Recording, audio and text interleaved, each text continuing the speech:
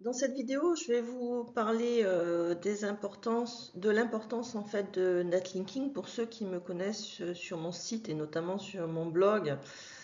Je vous ai parlé des mises à jour de Google 2025, du netlinking et aussi d'Amazon.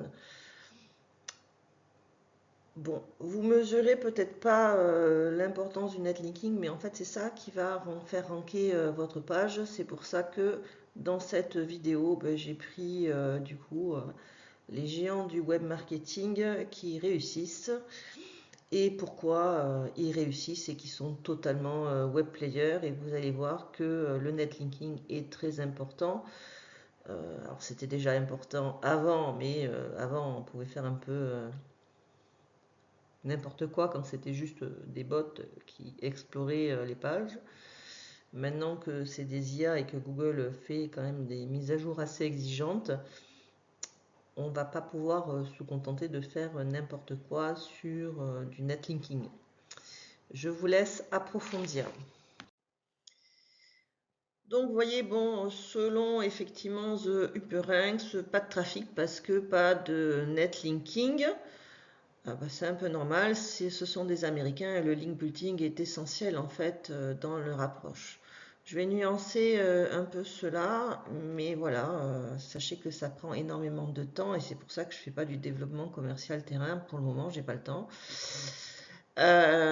Du coup, en fait, moi sur mon blog, en fait, si vous arrivez à lire et à voir, c'est parce que ben, j'ai un blog étoffé dans les langues sur des sujets clés, que j'ai une cohérence éditoriale. Donc déjà en français, j'ai plus de 170 articles de blog, en espagnol, allez, à peine 160, en anglais un peu moins.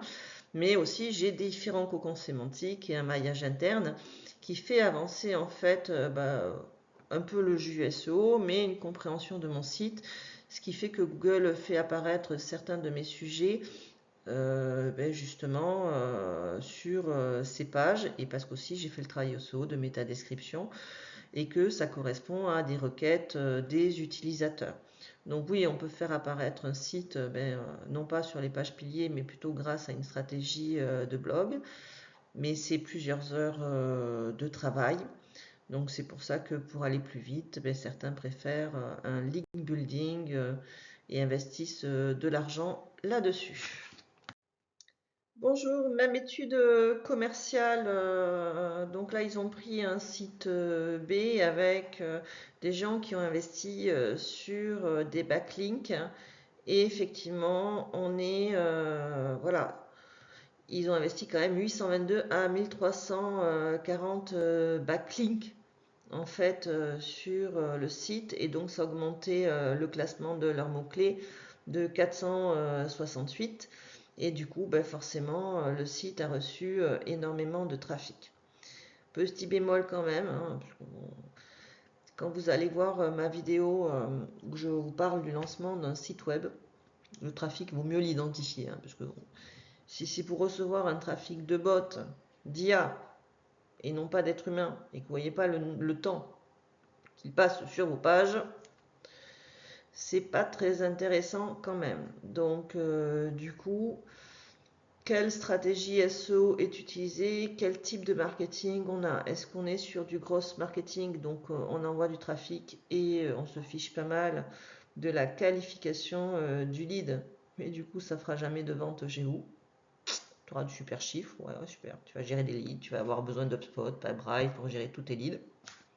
Ouais, mais enfin, si c'est des bots, des IA, pas des êtres humains, si effectivement ton positionnement marketing, tes produits n'intéressent pas ta cible, donc ce n'est pas des décisionnaires, je sais, tu vas perdre du temps ouais, à gérer ton lead, tu vas faire du lead scoring très bien, tu vas avoir besoin de l'automatiser, ça va te coûter très cher, mais tu vas pas vendre. Donc tu vas investir beaucoup d'argent pour une visibilité, tu vas faire beaucoup de bruit, mais tu vas pas vendre, je suis pas sûr que ce soit très utile. Par contre, on peut attirer un trafic qualifié, ça demande du temps de générer des bons leads. Il y a quelques investissements à faire pour qualifier ces leads, mais c'est un choix. Bonjour, j'étais assez cash précédemment. Bon, ben là, je le suis aussi, mais c'est vrai que quand je travaille avec les personnes, je préfère être directe et transparente. Je vais donc du coup, ben, si vous êtes comme moi une toute petite entreprise, auto-entrepreneur, vous financez tout vous-même et vous vous payez pas encore pour ben, du coup le lancement de votre entreprise, ce qui est une réalité. En fait, pour beaucoup, et c'est pour ça que voilà, 50% des créations d'entreprises échouent en France. Pourtant, l'auto-entreprise, c'est bien. Néanmoins, il n'en demeure pas moins qu'une solution existe.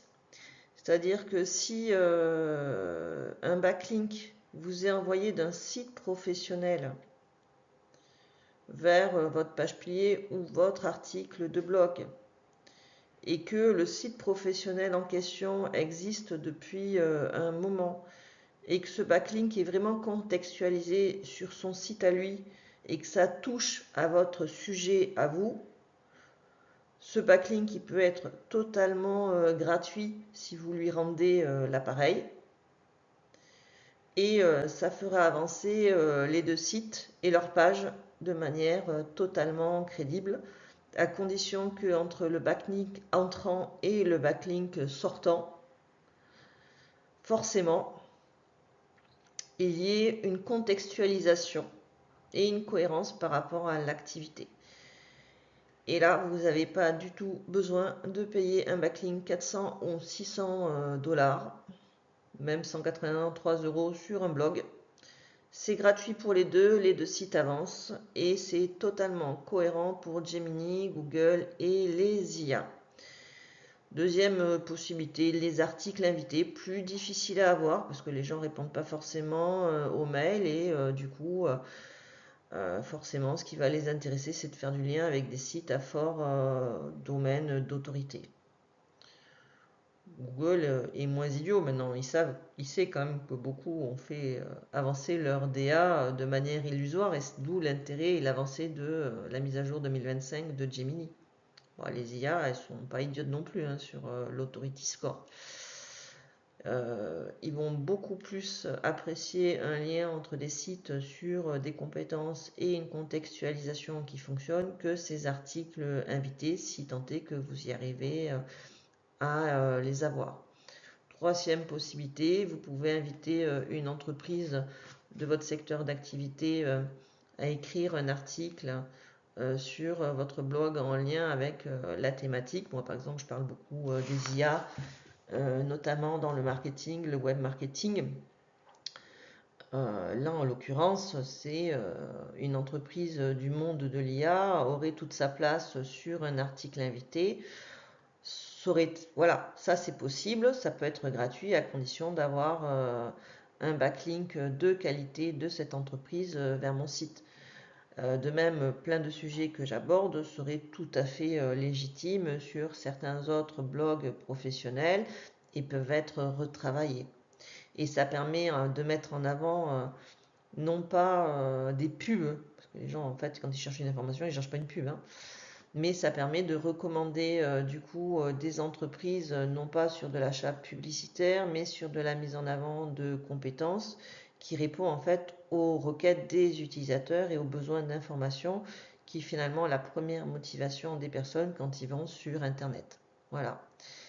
Et donc ben, c'est comme ça que les petites entreprises, TPE, PME, créateurs des entreprises ont des chances non seulement de ne pas consacrer 3% de leur chiffre d'affaires au budget communication, mais d'être visible rapidement sur la toile et du coup de faire une stratégie de marque qui engage la confiance à condition effectivement que ce soit un article objectif, étayé et pas simplement de la pub pour vendre. Voilà.